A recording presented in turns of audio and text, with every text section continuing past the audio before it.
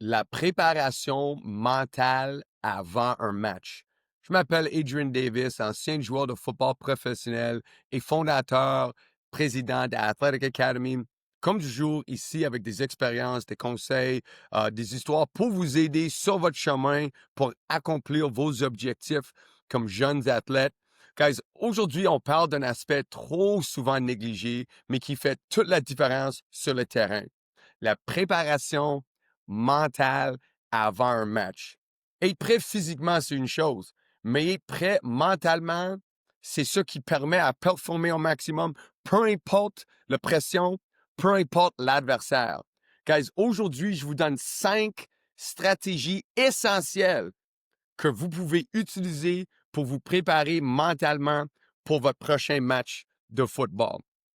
Guys, le premier, tellement important pour moi, c'est de se regarder sur le film. On, dans la préparation, souvent, on regarde l'adversaire. On regarde le monde qu'on va jouer contre. On essaie de checker pour certaines affaires pour nous donner un look ou un avantage. Mais qu'est-ce que je vous dis maintenant? Spécialement au niveau secondaire, que c'est là que tu vas apprendre le plus, dans mon opinion. C'est là que tu vas absorber le plus. La compétition devient augmentée, les schémas deviennent plus compliqués. So, quand on arrive au secondaire, regarde le dernier match que vous avez joué. Par exemple, si tu joues le samedi après-midi, hey, c'est sûr, toute la semaine, on fait notre préparation. J'imagine, après le match, on a regardé le film du match avant. Avant, tu embarques dans ton prochain match. Regarde qu'est-ce que vous avez fait dans le dernier match. C'est où vous avez peut-être fait des erreurs. C'est où vous avez bien joué certains jeux, certains concepts. Si ça a fonctionné une semaine, c'est sûr, ça va fonctionner une semaine après. Moi, quand je me suis rendu au midget, la fin de mon carrière midget en rentrant au cégep, je pense que ça, c'était la plus grosse différence pour moi. J'ai commencé à regarder du film sur moi-même. C'est une chose de regarder qui joue contre. C'est sûr, ça m'a aidé à savoir qu'est-ce qui arrivait ou avoir comme une idée de qu'est-ce qui s'en vient. Mais je pouvais voir que, hey, si je prends 2 pas latéral, je fais le jeu. Hey, si je reste plus à l'extérieur, je vais faire le jeu. Et souvent, c'est sûr, chaque équipe avait un schéma différent, offensivement, défensivement, mais souvent, on voit certains concepts qui se répètent. Quand tu es en couvrage, il y a certains tracés qui vont se répéter, peu importe l'équipe. Quand tu es un joueur de ligne offensive, il y a certaines blitz, certains mouvements qui vont se répéter. So, quand tu vois comment tu réagis ici, important de embarquer dans ça pour mentalement te préparer et dire, hey, j'ai vu où j'ai bien fait, j'ai vu où j'ai fait des erreurs. Peut-être j'ai vu où j'ai bien fait, mais j'en aurais pu faire mieux. Peut-être, au lieu de juste rester dans mon gap, j'aurais pu faire un plaqué pour perte. Peut-être, au lieu de juste faire un attrapé, se faire plaquer, j'aurais pu bouger dans certaines façons pour échapper, pour prendre une autre 5 verges. Peut-être comme corps arrière encore, c'est la même idée. Peut-être j'ai accompli mon affaire. Hey, j'ai un passe complet. Mais si j'aurais attendu un demi-seconde, le tracé, ça se développe une certaine façon. Sur mon première stratégie, regarde qu'est-ce que vous faites. Prends le temps de vraiment embarquer en ça. Prends 1 heure à la fin du soirée et dis, hey, jeudi soir, je regarde moi-même. Ça, c'est mon première stratégie. Numéro 2, c'est vraiment de créer une routine. Avoir une routine avant chaque match, ça va t'aider à te calmer. Parce que là, on commence mentalement, je dis, hey, je suis prêt, j'embarque dans mon routine. Sur là, ton cerveau dit, hey, on se calme, on se prépare, on met notre focus dans une bonne direction. Right? C'est tellement important de créer cette routine pour que là, ton corps, ton cerveau, tout commence à rentrer dans le mode game day. Ça, c'est vraiment important. C'est vraiment que le cerveau dit, hey, ça, c'est le moment de performer. Je commence à primer mon cerveau avant le match. C'est pas juste le jour du match, j'arrive au terrain, là, je commence à rentrer dans mon affaire. Honnêtement, je te dis, si tu joues samedi, ça commence jeudi soir. Toute la journée vendredi, on commence mentalement dans notre routine. On dort d'une certaine façon, on boit certains montants d'eau, on mange une certaine affaire. On commence à s'étirer, on fait un petit routine. Now, il y a certaines routines que toi, tu peux décider. Je peux pas te dire exactement quoi faire. Ça dépend de ton vie scolaire. Ça dépend de ce qui arrive chez vous, comme qu'est-ce que vous pouvez faire. Mais des fois, c'est écouter la même chanson. De faire encore des étirements ou comme un routine spécifique où tu vas faire les mêmes choses à chaque semaine.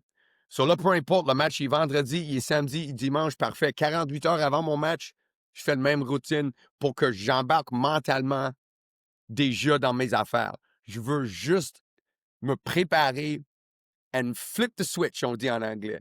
Ça va de mon vie régulier, mon vie quotidien, ou même je sors du mode pratique et on commence dans le mode performance.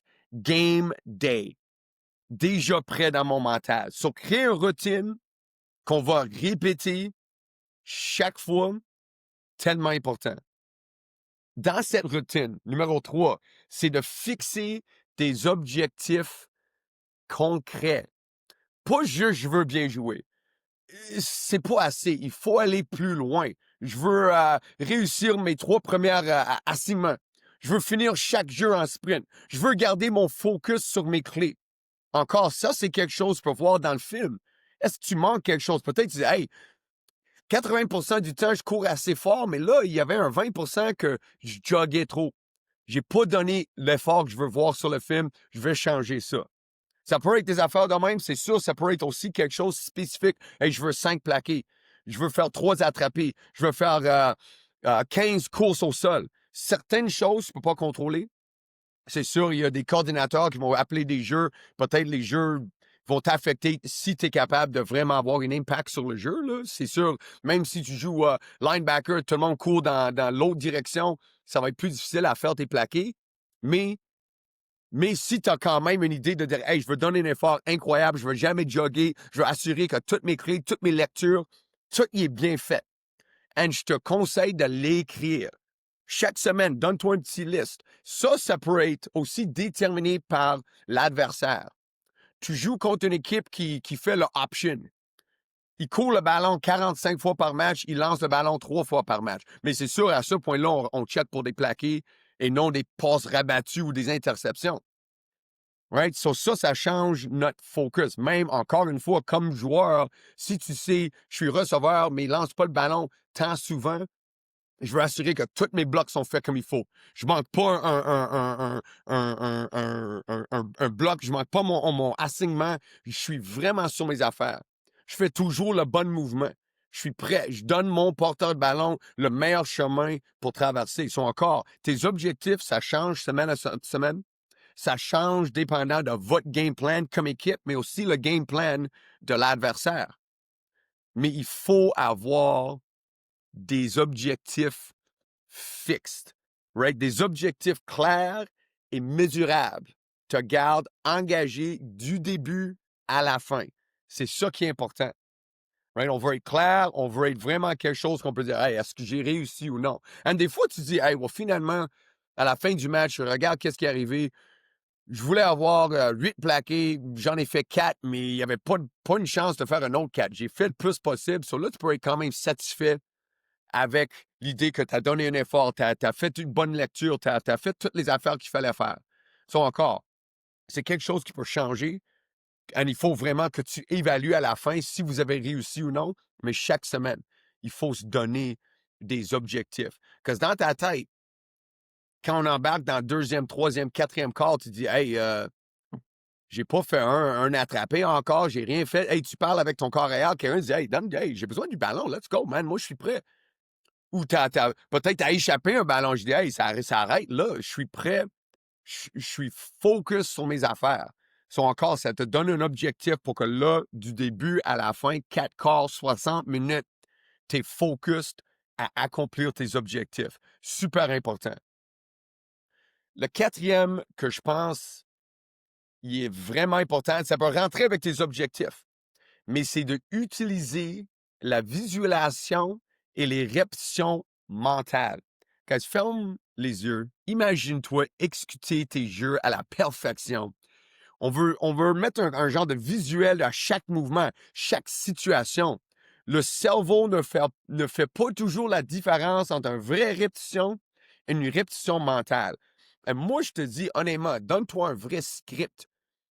es dans ton salon, tu es chez vous, tu dis, hey, OK, premier jeu, on va faire tel jeu offensif. C'est ça ça c'est mon objectif, ça c'est mon job, je vais le faire, boum. Tu peux même marcher, et je fais mon affaire, boum, je fais mon cut, j'attrape le ballon, ou peut-être, je fais mon cut, le ballon il est pas là, je commence à bloquer. Parfait, je bloque du monde, et je finis mon bloc, je reviens. Prochain jeu, ça va être un jeu de course, et là j'ai telle responsabilité. Là, prochain jeu, j'ai telle responsabilité. Que c'est comme ça que je vais bouger mes pieds, c'est comme ça que je vais faire mon affaire. Et quand il vient, je vois que c'est, par exemple, un couvrage zone, et je vais vraiment pousser pour qu'il recule, j'arrête, le ballon vient, là, je suis moi et lui, un contre un, je donne mon feint, et je fais un jeu. Mais le plus que tu peux faire ça, tu te donnes 30 jeux, mais des vrais jeux. C'est quoi tes jeux offensifs ou défensifs? C'est quoi que vous avez vu sur le film que tu penses peut-être les adversaires ils vont faire? C'est quoi leur schéma? Tu crées un genre de script, on dit en anglais, de jeu. Et tu roules ces jeux pour que mentalement, tu es déjà prêt. Encore une fois, tu as regardé tes films, ton mouvement du semaine passée, tu as des objectifs fixes. Excuse-moi, mentalement, tu commences à mettre ça dans ta tête pour dire, hey, comment je vais accomplir ces objectifs? Là, je roule un script, un vrai script. C'est pas comme, hey, moi, jeu 1, bomb, touchdown, touchdown. C'est pas comme, il faut être réaliste aussi. Il faut être réaliste basé sur la capacité de votre équipe, vos capacités, qu'est-ce que vous avez fait les dernières semaines. C'est sûr, si vous avez réussi 10 passes, vous avez attrapé 10 passes, 3 semaines en fil, voilà, on peut quand même penser que la 4e semaine, on veut garder cette standard. Sur là, dans ta tête, dans tes 30 jeux offensifs, on commence à mettre nos passes. C'est quels jeux qui ont fonctionné dans les semaines passées qu'on va revenir à ces jeux, que ça roule comme il faut. So, encore mentalement, c'est super important de rouler ces jeux et de vous donner vraiment un direction. Tout ça ensemble, ça aide. Là, c'est le dernier. Numéro 5, c'est prends du temps pour te concentrer. Éloignez-vous des distractions. Coupe ton téléphone. Enlève les écrans. Enlève l'iPad. Je sais pas quoi, comme tout. Mets du musique si tu veux. Moi, dans ma tête, la meilleure chose, c'est dans ta chambre, par exemple, le jour du match, avant que vous jouez, hey, couchez-vous par terre, fermez les yeux, mets un petit timer, 10 minutes. Donnez-vous 10 minutes. Respire profondément. Donne-toi quelques minutes juste pour toi, pour ton mental. Enlève toute autre chose qui arrive dans votre vie. Hey, à l'école, il y a des projets, des devoirs, enlève ça. Avec mes amis, il y a quelque chose qui brasse, enlève ça. Hey, avec mes parents, il y a telle affaire qui se passe, enlève ça. Avec ma blonde, avec ci, avec ça, enlève ça. On pense à une chose et une chose seulement, c'est notre match qui s'en vient. Et en plus, je dirais, dans ce temps, donnez-vous des genres d'affirmations. Dis, hey, ça, c'est mon journée. Aujourd'hui, je fais le jeu. Aujourd'hui, je vais réussir mes objectifs. Pense à tes objectifs, mes 5 plaqués, mes pancakes, mes lancers, tout. Hey, pense spécifiquement à qu'est-ce que tu vas faire pour avoir du succès dans ton match, mais sans distraction.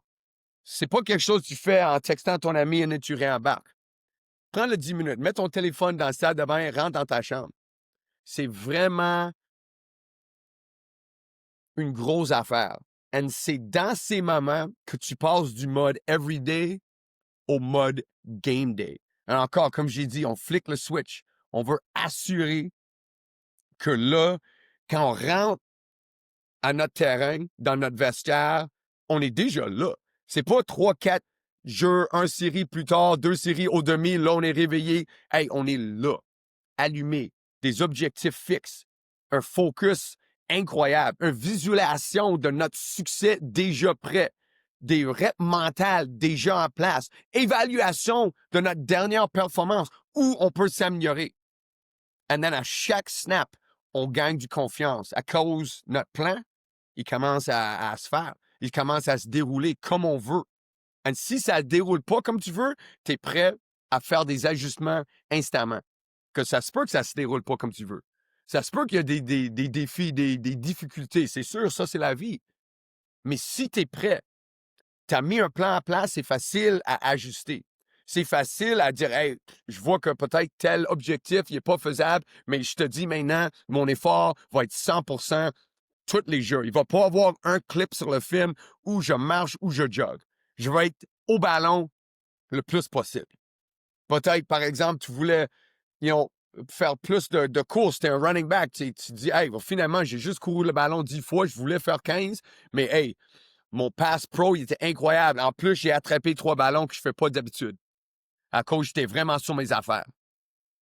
So, si tu as un plan, si mentalement, tu es capable d'appliquer ces stratégies, tu arrives non seulement prêt physiquement, mais avec un mental solide, capable de performer quand ça compte le plus. Et comme toujours, guys, ça, c'est le bottom line, c'est la performance. C'est à la fin du match, tu dis, hey, j'ai fait ce que je pouvais faire. Et je veux juste être clair que quand les coachs ils évaluent des films, ils évaluent qu'est-ce qui se passe, c'est ça qu'ils veulent voir, du monde qui sont vraiment focus sur leurs affaires. Ils sont pas paresseux. Ils sont pas comme un jour, ils sont bons, 3 jours, ils sont pas. Ça, c'est important de montrer une constance. Et c'est pas juste les stats. Oui, c'est sûr, si tu as beaucoup de stats, ça va t'aider.